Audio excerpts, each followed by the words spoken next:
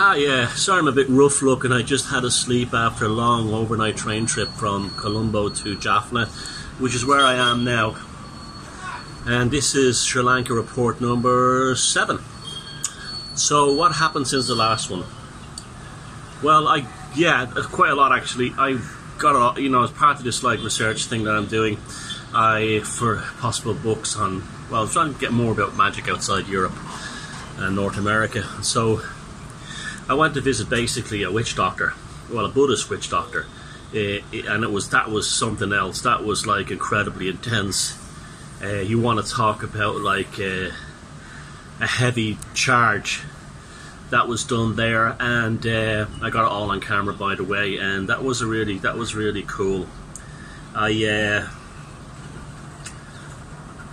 I just did it basically last couple of days, looking around at the shops and bits and pieces. I spent a lot of time in Hindu temples, practically living in them at this point. I got so used to walking around in bare feet, I even walk around the streets on bare feet now. It's actually very liberating, and I can't ever see. I hate the idea of going back to shoes anyway like that. This morning in Jaffna, I had a quick look around. I went to the place at the beach over that way, where Buddha arrived in Sri Lanka from India when he did, and so it's a major pilgrimage site for Buddhists.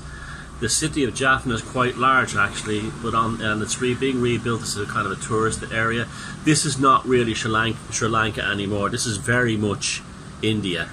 The population here are ethnically Tamils, and they're for all intents and purposes they're Indians. All the posters are for Bollywood movies. They're not for Sri Lankan movies. And Indian products and all this kind of thing. And the people look different. The women are exceptionally beautiful, wearing their saris and everything.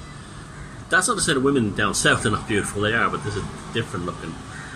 They don't have curly hair. They have straight hair, and they have different kind of facial. Their cheekbones are not as high, and the Shingalese women tend to be kind of flirtatious. They're very flirtatious around Western men, even the older ladies, but it's kind of sweet and innocent, where there's a bit more reserved here. There's quite a lot of Muslims here.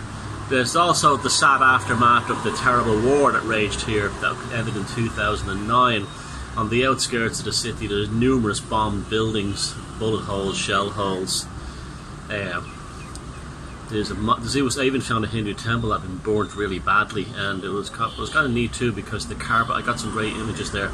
The carbonized statues of the gods and goddesses they took on a very different kind of effect.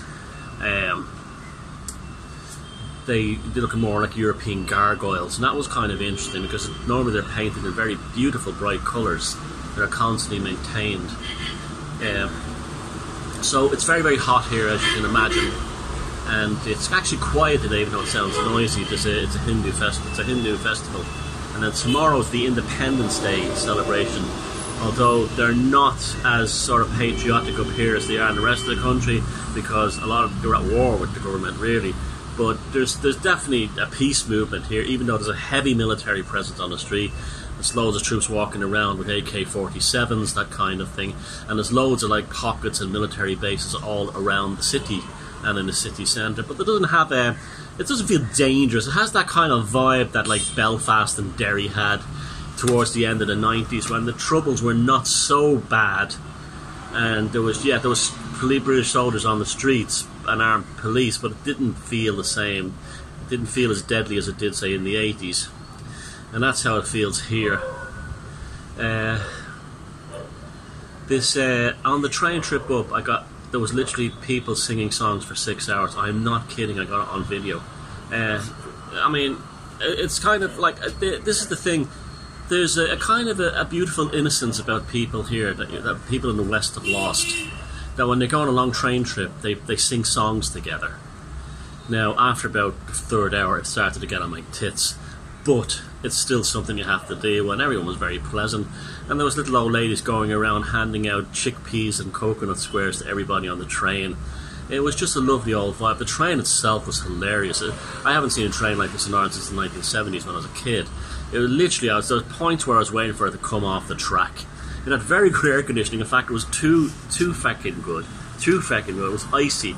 We were coming out of Colombo. It was like being inside a refrigerator car.